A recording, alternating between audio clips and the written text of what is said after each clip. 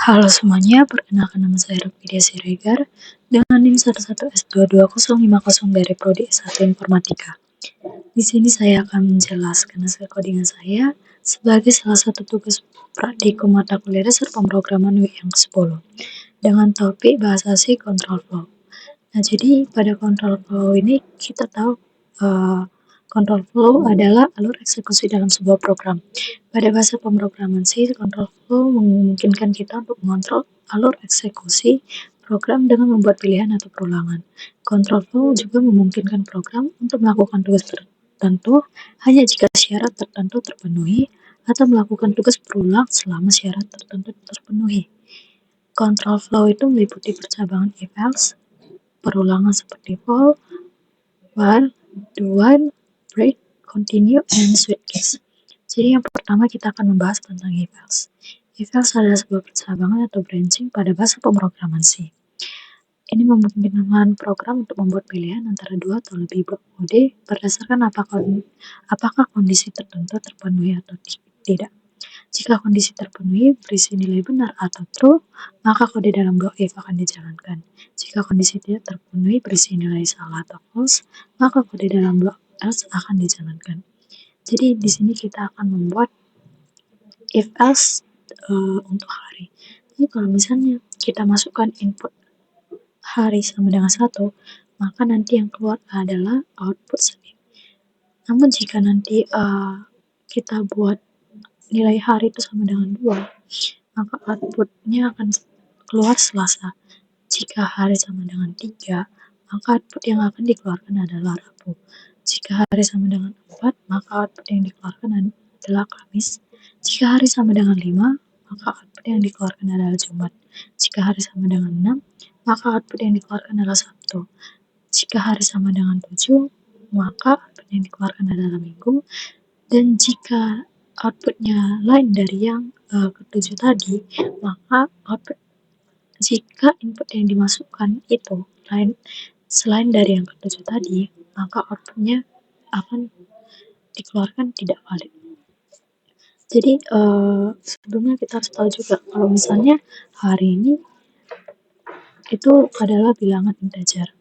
Nah, jadi kita coba aja if else .c if else. Nah, jadi kita coba masukkan inputnya 3. Kalau inputnya 3, berarti kan tadi hari Rabu. Kita coba 3, dia keluar Rabu. Kita coba mungkin dengan angka yang lain, seperti misalnya angka 7, maka dia akan mengeluarkan Minggu.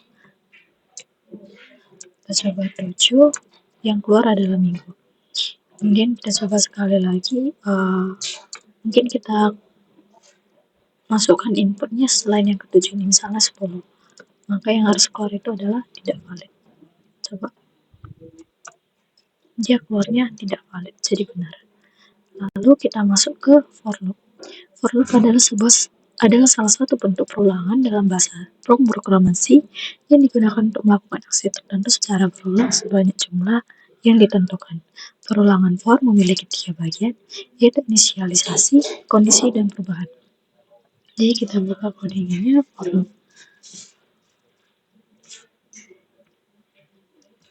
Nah, di sini jika i-nya sama dengan 1, di mana i-nya itu lebih kecil sama dengan 10, maka dia akan menghasilkan nanti perulangan i sebanyak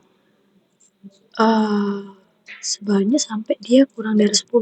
Nanti perulangannya ini dia akan menghasilkan derot yang kayak beda-beda 1. Jadi setiap i yang dikeluarkan itu memiliki beda 1 dengan i yang sebelumnya. Mungkin langsung aja kita coba for loop. Nah, kita bisa lihat di sini i yang dikeluarkan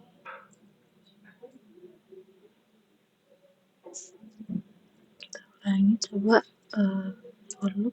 Nah, i yang dikeluarkan itu dia akan sampai dengan 10. Dia i-nya kan nilainya kurang dari sama dengan 10, maka nanti dia akan mengeluarkan bilangan integer kurang dari sama dengan 10 dengan awalnya itu adalah 1. nanti di sini beda beda i yang kedua dengan beda i yang selanjutnya dengan i yang sebelumnya adalah satu, karena di sini dia setiap pertambahan satu. Nah, di sini dari kode ini ada 3 bagian katanya kan, di mana ada inisialisasi, kondisi, dan perubahan. Inisialisasi pada kode ini itu adalah i, yang bagian ini ketika i sama dengan 1. Kemudian kondisinya itu adalah ketika i kurang dari sama dengan 10, dan perubahannya itu adalah yang ini, i plus plus, atau setiap i ini akan ditambahkan 1. Nah, kita mungkin lanjut ke contoh selanjutnya. Yang ketiga ada while loop. While loop adalah bentuk lain dari perulangan dalam bahasa pemrograman C yang digunakan untuk melakukan aksi tertentu secara berulang selama kondisi yang ditentukan bernilai benar. Jadi kurang lebih while loop sama for loop tadi itu hampir sama. Mungkin langsung aja kita coba while loop.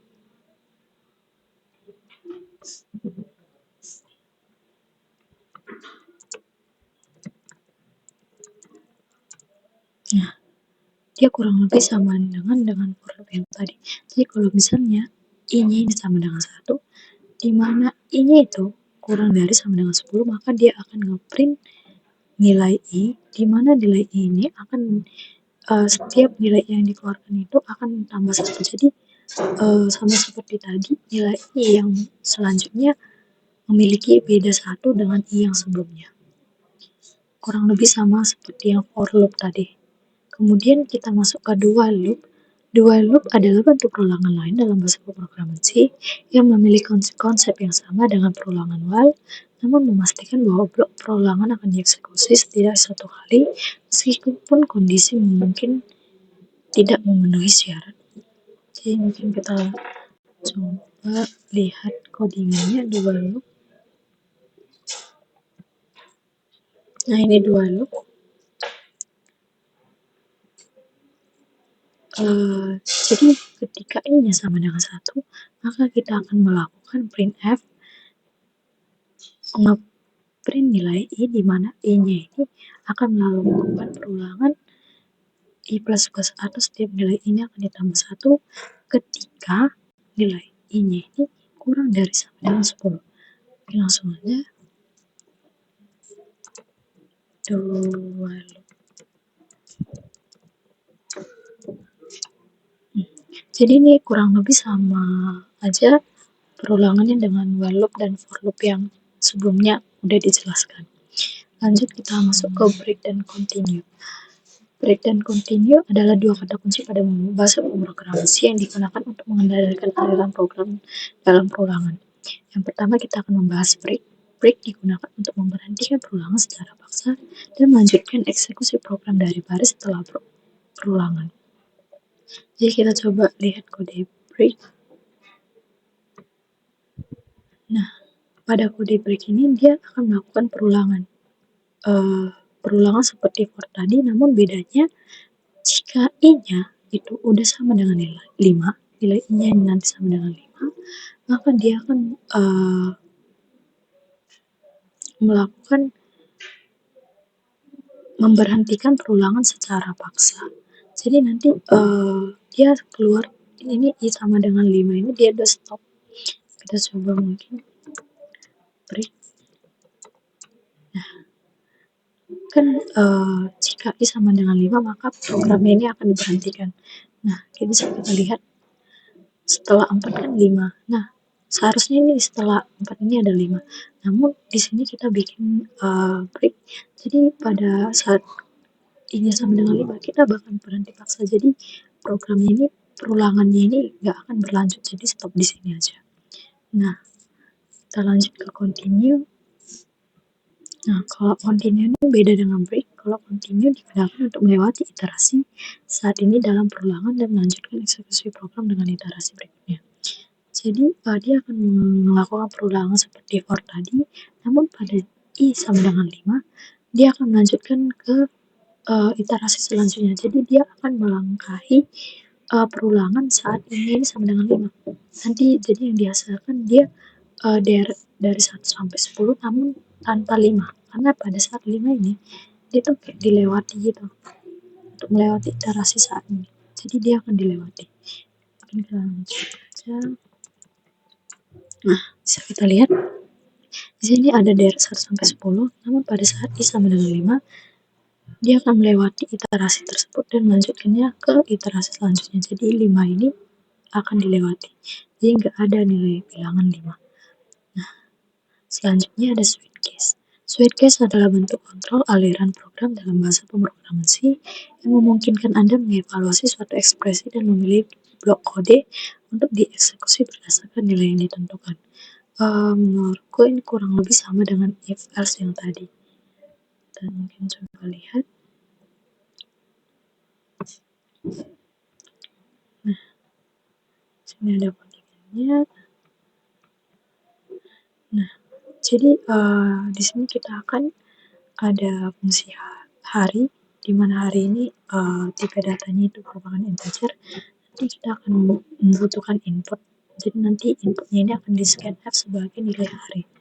Nah, kalau misalnya hari ini pada pemrograman ini ada 8 case.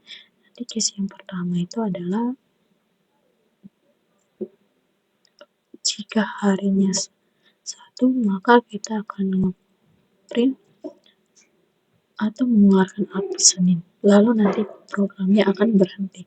Nah, jika harinya itu yang kedua, maka dia akan mengeluarkan output Selasa. Kemudian program ini akan berhenti. Terus yang ketiga, kasus yang ketiga, kita akan mengeluarkan nilai output Rabu. Kemudian jika kasus yang ketiga, maka program ini akan diberhentikan secara paksa. Pada kasus keempat, jika harinya nilai 4, maka kita mengeluarkan output Kamis. Kemudian programnya ini akan berhenti. Kasus yang kelima, jika harinya 5, maka kita akan ngeprint Jumat atau mengeluarkan output Jumat dan melakukan pemberhentian paksa. Terus pada kasus ke-6 mengeluarkan output Sabtu, kasus yang ke-7 mengeluarkan output Minggu, dan kasus yang selain yang ke-7 tadi, dia akan mengeluarkan output tidak valid. Jadi langsung aja kita coba switch case.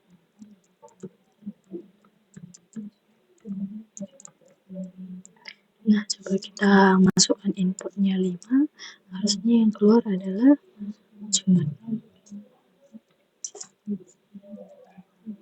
Terus kita coba dengan nilai 1, yang harusnya keluar adalah Senin. Coba sekali lagi. Jika kasusnya yang ke-6, maka yang keluar adalah Sabtu. Nah, kita masuk ke tantangan praktikum. Nah, pada tantangan praktikum ini kita akan membahas yang pertama ada operator ternary. Jadi operator ternary ini bisa dibilang seperti if else, namun bentuknya lebih simpel daripada if else. Selanjutnya kita coba operator ternary.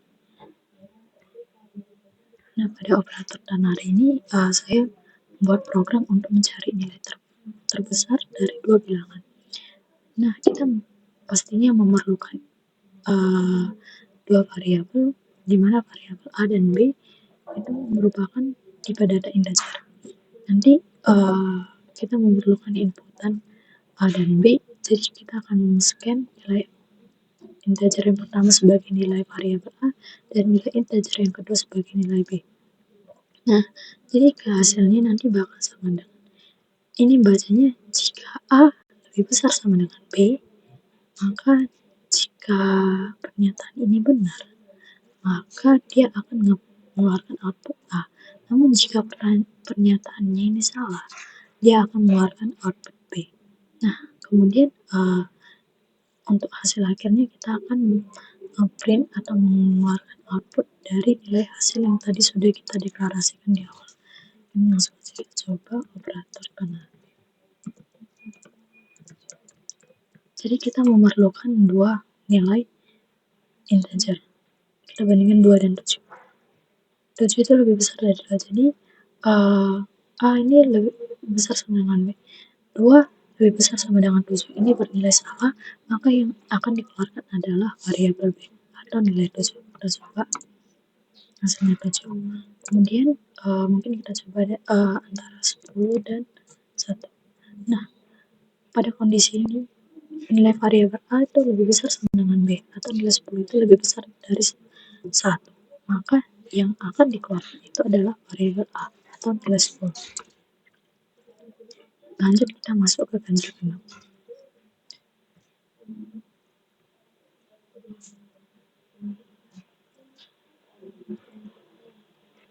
Pada codingan kali ini kita akan membutuhkan satu nilai integer.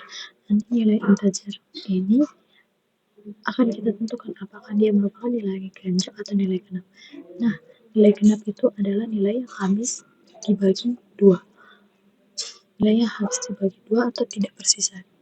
Jika nilainya habis dibagi 2 atau nilai sisa bagi bilangan n dibagi 2 itu sama dengan 0, maka kita akan mengeluarkan output genap. Namun jika selain itu, maka kita akan mengeluarkan output ganjil. Di sini kita memerlukan input berupa bilangan integer di variabel i. Jadi kita akan men-scan nilai integer ini sebagai nilai n. Selanjutnya kita coba.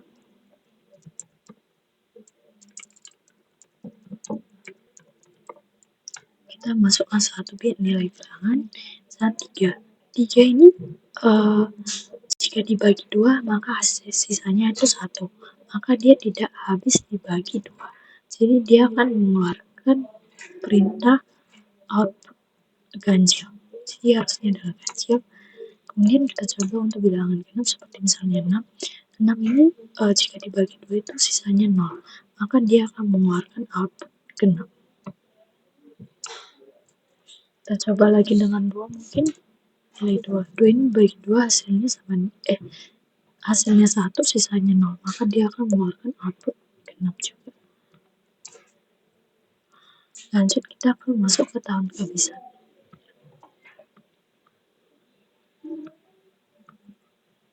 Nah, jadi pada tahun kehabisan ini kita memerlukan input berupa bilangan integer. Nanti inputnya ini kita deklarasikan sebagai tahun.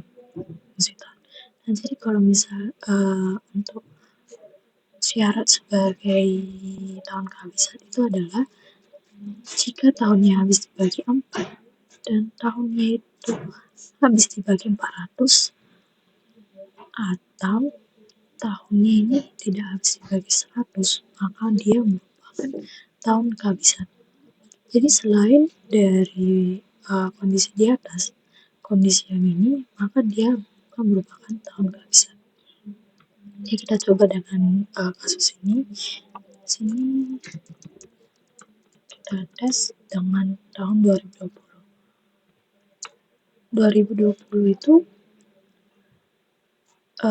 habis dibagi 4. Namun dia tidak habis dibagi 100, maka dia merupakan tahun kehabisan. Coba 2020, dia merupakan tahun kehabisan. Kemudian kita coba lagi dengan 2019.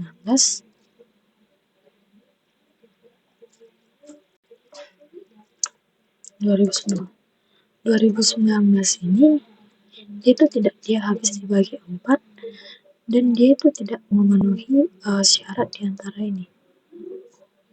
Tidak habis dibagi 100 atau habis dibagi 0. Dia harus memenuhi syarat untuk mengetahui apakah itu tahun kehabisan atau tidak. Dia harus memenuhi syarat ini habis dibagi 4 atau yang ini. Salah satu syarat. Dia harus dia harus memenuhi syarat yang ini dan memenuhi salah satu syarat yang ini. Jadi pada 2020 tadi dia habis dibagi 4 dan pada kondisi yang ini dia itu tidak habis dibagi 100. Jadi ada 2 kondisi yang harus dipenuhi. Sedangkan 2019 dia itu tidak memenuhi kondisi yang ini, jadi dia langsung bernilai salah. Jadi dia bukan tahun kehabisan. Nah, kemudian kita coba 2000. Nah, 2000 ini habis dibagi 4 dan juga dia di sini habis dibagi 400, jadi dia merupakan tahun kehabisan. Lanjut kita masuk ke karakter alfabet.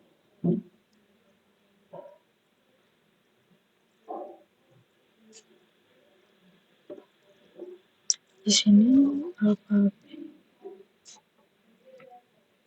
Nah, jadi di sini kita membutuhkan input berupa karakter. Nah, nanti inputnya ini kita akan deklarasikan sebagai A.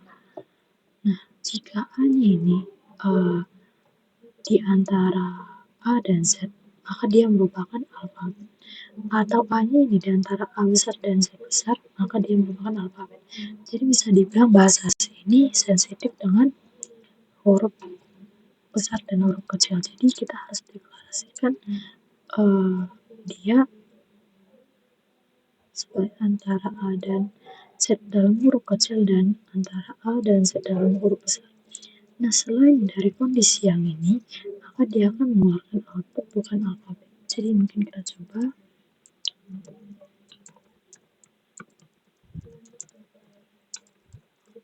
bukan alfabet. Nah, salah penamaan alfabet. Nah, jadi kita coba masukkan inputnya itu A. Dia akan merupakan dia akan berada di interval antara A dan Z. Maka dia bernilai alfabet. Nah, kita coba dengan huruf besar, mungkin huruf B. Nah, huruf B ini kan di antara interval A dan Z besar. Jadi dia merupakan alfabet. Nah, kita coba dengan angka 1. Angka 1 ini nggak ada di interval A dan Z kecil ataupun A dan Z besar, maka dia bukan alfabet. Maaf, saat kita panggil dulu, maka 1 ini bukan alfabet. Nah, kita lanjut ke huruf vokal.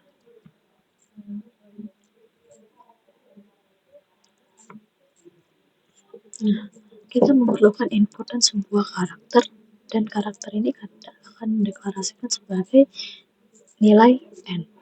Nah, jika N-nya ini itu bersama dengan karakter A, atau sama dengan karakter A besar, atau sama dengan I, atau sama dengan I besar, atau sama dengan U, atau sama dengan U besar, atau sama dengan E, atau sama dengan E besar, atau sama dengan U, atau sama dengan U besar, maka dia merupakan huruf vokal. Dimana seperti yang kita tahu huruf vokal itu A, I, U, E, O, dan seperti yang sudah dibilang sebelumnya bahwa bahasa C itu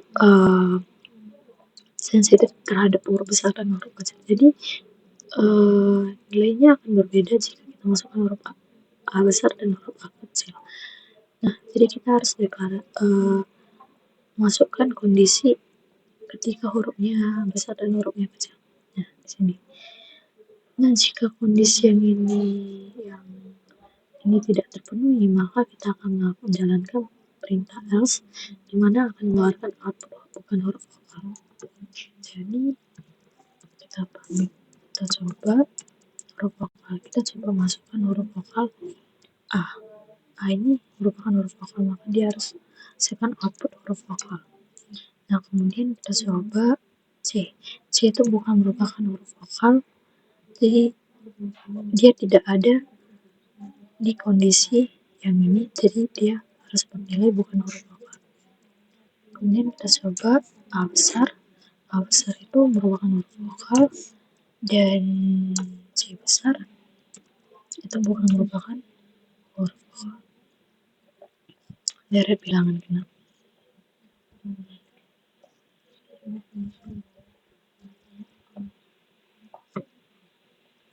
Jadi pada deret bilangan genap ini itu kurang lebih sama seperti for loop.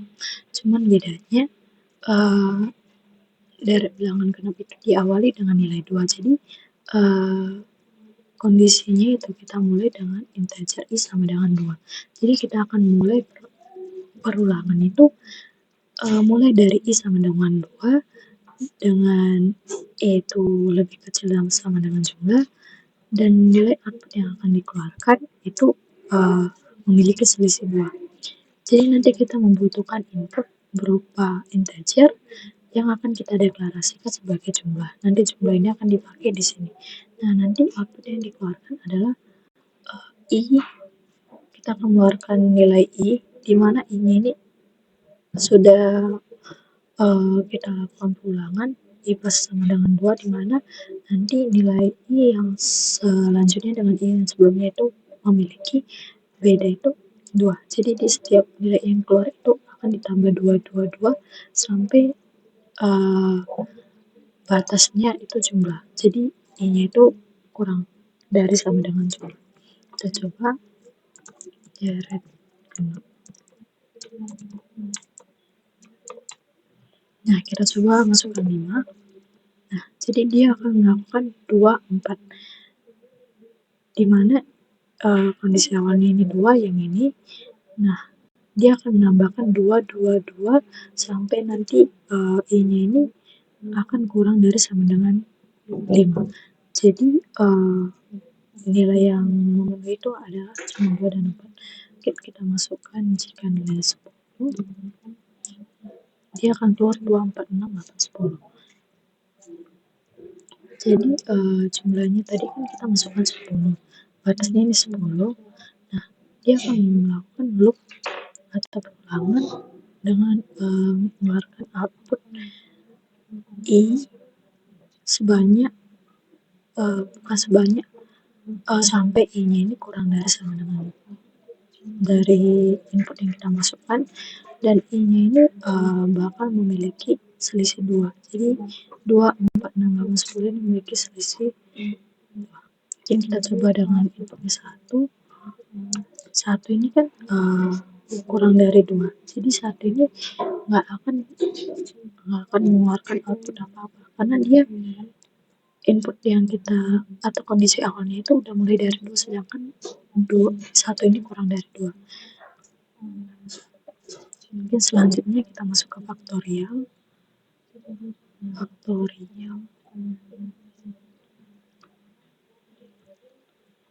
Nah, kita di sini akan melakukan fungsi rekursif. Yang pertama, mungkin saya akan jelaskan bagian faktorial. Nah, nanti kita membuat fungsi faktorial, di mana pada fungsi faktorial ini kita memerlukan input sebuah bilangan integer.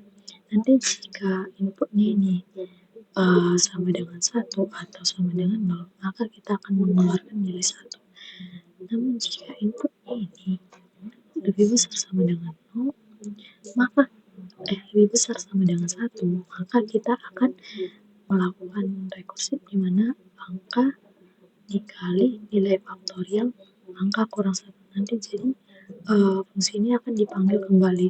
Nanti dia akan melakukan ulangan. Fungsi ini nanti bakalan dipanggil lagi ke sini. Jadi inilah fungsi utamanya. Jadi ini yang akan dijalankan. Kita memerlukan di sini sebuah nilai input, itu yaitu nilai input angka. Nanti input angka ini akan kita scan dan kita deklarasikan sebagai bagian angka. Nanti hasilnya itu sebenarnya faktorial angka, di mana ini tadi sudah saya jelaskan fungsi faktorialnya. Nanti kita kemudian outputnya akan mengeluarkan nilai angka faktorial sama dengan nilai hasilnya. Jadi misalnya langsung aja kita jalankan faktorial. Nah, misalnya 5 faktorial sama dengan 120. Ini input sama dengan hasil. Jadi inputnya tadi 5 faktorial sama dengan 120. Mungkin kita coba dengan nilai 1. Tadi sudah kita jelaskan di sini, kalau misalnya angkanya 1, maka dia akan mengeluarkan nilai 1. 1 faktorial sama dengan 1. Kemudian 3, hasilnya 6 pas, dan 6 faktorial itu hasilnya 720. Jadi benar. Kemudian kita masuk ke perolehan poin. Nah, pada perolehan poin ini kita memerlukan 6 input, di mana input yang pertama itu ada A1, A2, A3, dan input selanjutnya itu adalah B1, B2, dan B3. Terus kita membutuhkan variabel A dan B, di mana A-nya itu sama dengan 0 dan B sama dengan 0. Ini untuk menampung nilai perolehan poin atau nilai total poinnya. nilai input yang sudah dimasukkan tadi kita scan, terus kita deklarasikan sebagai nilai A1, A2, A3, B1, B2, B3. Jadi berikut ini adalah kondisi-kondisinya. Kalau misalnya kondisinya uh, kalau misalnya kondisi A1 lebih besar dari B1, maka nilai A-nya tadi, nilai A ini akan ditambah 1. Namun jika A1 lebih kecil dari B1, maka nilai B yang ini akan ditambah 1. Nah, kemudian pada kondisi selanjutnya, kalau misalnya A2 lebih besar sama dengan B2, maka ya jumlah A tadi akan ditambahkan. Kemudian jika kondisi A2 lebih kecil dari B2, maka jumlah B yang akan ditambahkan. Kondisi selanjutnya itu adalah jika A3 lebih besar dari B3, maka nilai A-nya akan tambah 1. Kemudian A3 lebih kecil dari B3, maka nilai B-nya ini akan tambah 1. Nah, setelah kita lakukan kondisi berikut, kita akan mengeluarkan output, di mana outputnya ini berupa bilangan integer. Bilangan integer pertama itu adalah A, bilangan integer kedua adalah B, di mana A itu adalah nilai nilai A ini sebagai nilai total poin dari Ani, dan nilai B itu sebagai nilai total poin dari Budi. Jadi kita masukkan contoh kasus yang ini. Jadi kita masukkan 12, 12, 14. Kemudian kita masukkan juga 2, 12, dan 11. Dia akan mengeluarkan input satu-satu. Karena di sini 12 lebih besar, A1 lebih besar, A1 lebih kecil daripada B1, maka dia akan menambahkan di bagian B-nya. Di sini A2 sama dengan A2 tidak sama dengan B, A2 itu sama dengan B2, jadi itu tidak akan melakukan penambahan apapun. Nah, kemudian A3 ini lebih besar dari B3, nanti dia akan menjumlahkan atau menambah 1 pada variabel A. Kemudian kita coba 1, 3, 5, 1, 3. Di sini bisa kita lihat nilai A1 dan B1 itu sama, A2 dengan B2 sama, A3 dan B3 sama. Jadi dia nggak akan melakukan perintah apapun karena di sini nggak ada. Jadi dia akan langsung ngeprint aja nilai A dan B, di mana A dan B kita deklarasikan di awal itu ada nilai 0 dan 0. Kemudian kita coba 2, 3, 4, 1, 2, 3. Dia hasil 3, 0. Baru kita coba lagi 1, 2, 3, dan 2, 3, 4. Hasilnya 0, 3. Pas. Kemudian kita masuk ke minmax.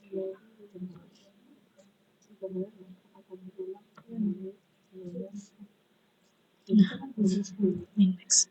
Nanti kita memerlukan input berupa bilangan integer. Nanti kita akan deklarasikan sebagai variabel n. Kemudian kita akan melakukan pulangan, di mana